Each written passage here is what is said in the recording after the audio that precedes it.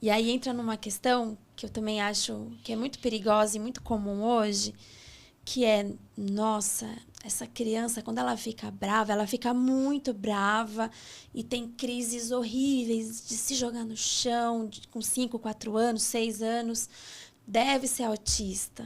Oh, meu Deus. A gente está numa Sim. cultura do diagnóstico. Sim. E eu vejo que isso tem muito a ver com uma cultura que a gente está vivendo de não enxergar a criança como criança. Aí entra o tema de adultizá-la. Então, se com 5, 6, 7 anos ela ainda tem grandes crises, só pode ser algum transtorno mental. Sim. Às vezes até mais cedo. E aí eu gostaria que você falasse um pouco disso, de... um diagnóstico de autismo, de TDAH, de transtorno desafiador, o TOD, Transtorno opositor, desafiador. né? E às vezes é só uma criança que opina demais e que se posiciona demais, e às vezes até pelo perfil dos pais. Sim. E aí eu acho que isso é mais... A patologia está mais no adulto, Não tenha dúvida. com a pressa no dia a dia que tem que ter, que é cabo lúdico, né? E aí você começa a criar ferramentas de terapia criança. E na verdade, quem tá precisando somos nós. Exato. Né? Eu falo por mim Sempre. também. Né? É sempre, adorei. Não à toa, quando vai pra terapia, é muito mais, às vezes, atendendo a família do que a criança. Às vezes é 2 com o adulto, 1 com a criança. Porque você mexe no ambiente, você mexe na criança, né? Sim, sim. E aí fala um pouco dessa patologização. Exato. Falei certo? Sim. É uma palavra difícil pra E mim. medicalização também, medicalização, porque então a criança, eu vejo que a criança tá tendo comportamento, eu vejo, né? Criança tem comportamento normal de criança, mas não, ela tem algum transtorno, vamos lá, medicar, dar, florar, não que seja ruim, mas enfim. Não, mas Fala medicação, Ritalina, né, outras medicações fortes mesmo, né? Eu percebo muita mãe que chega já com crianças de 1 ano com muito medo. Mas ele tem autismo? Mas ele tem chance? O que eu preciso olhar? Não preciso olhar nada. Continua sendo mãe e criando ele maravilhosamente bem, que ele vai se desenvolver. E, sabe, porque tá todo mundo falando muito. E hoje a gente tem as telas. Né? Então, hoje a gente tem um recurso que tá ali e que muitas vezes não é medido. Né? Então, o tempo todo, várias vezes, para crianças pequenas, bebês em desenvolvimento no começo, que aí eu quero que ela fale com 1 ano e meio. E ela não tem a vivência da fala, de conversa, de estar aqui.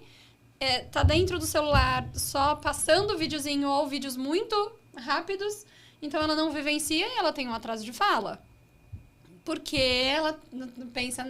A gente consegue ver a tela, mas eles pensam no autismo, né? Autista tem atraso de fala, então vamos investigar.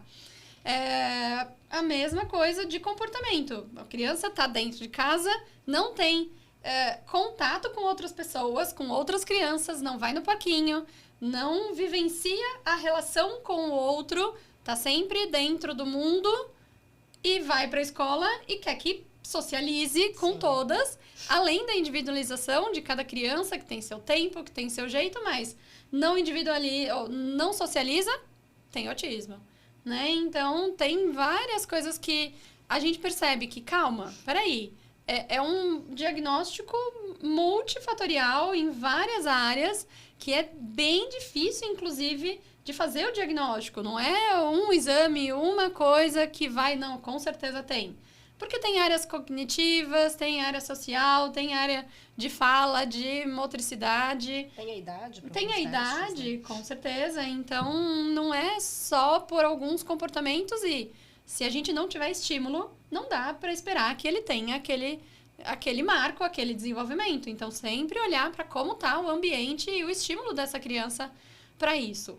Não é o caso da escola, mas o que eu vejo é, muitas vezes, a devolutiva da escola tem que passar. Tem que passar no neuro, tem que passar no... Porque ele não para quieto, ele não para sentado, precisa passar no psiquiatra, ele tem alguma coisa, tá estranho. para que tenha um diagnóstico e fique fácil lidar. Ele é assim porque ele tem TDAH. Ele é assim porque ele tem alguma coisa. E aí, também, de novo, passou num psiquiatra que acredita e que vê e que, pode ser que seja, tá um remedinho. E aí, embota a criança senta e fica. E as pessoas acham ótimo. Não é criança. Para de ser criança e de ter o desenvolvimento. Então, parar de olhar para um comportamento, olhar o sistema como um todo, a criança como um todo e o quanto ela está sendo estimulada e entender que isso, eu falo muito, tem crianças que aprendem andando.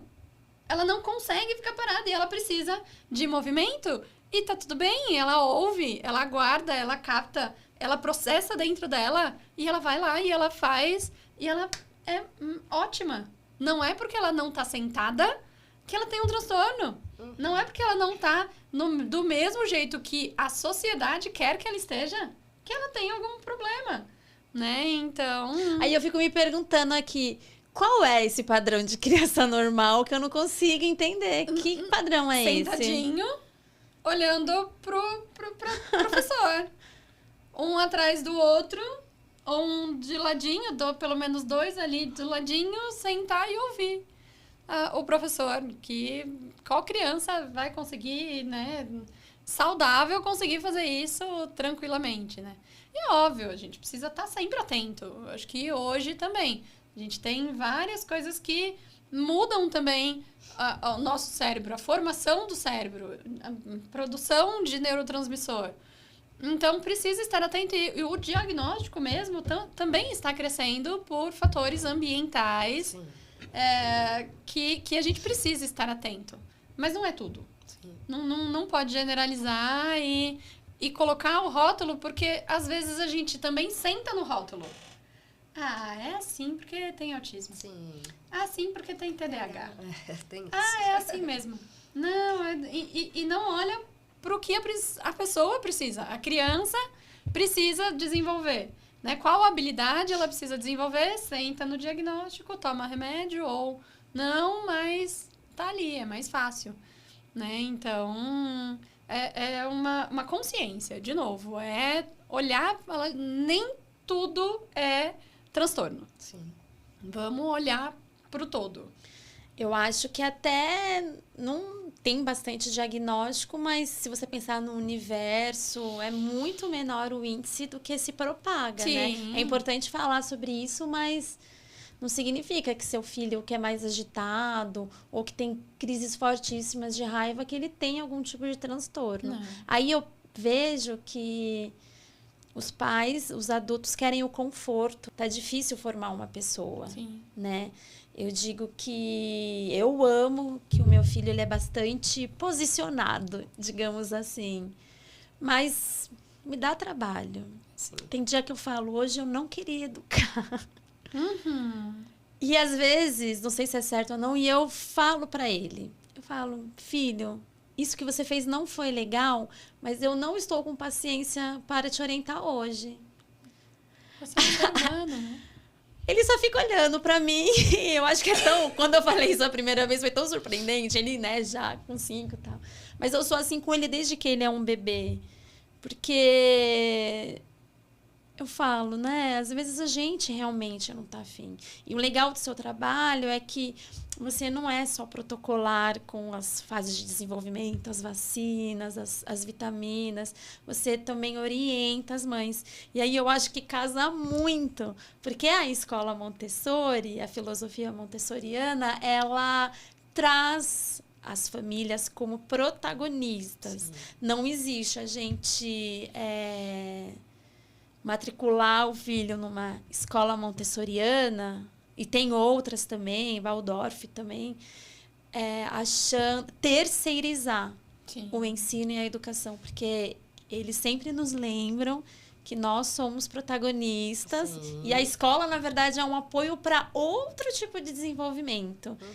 E isso dá trabalho, e isso é cansativo e desafiador para os pais, né?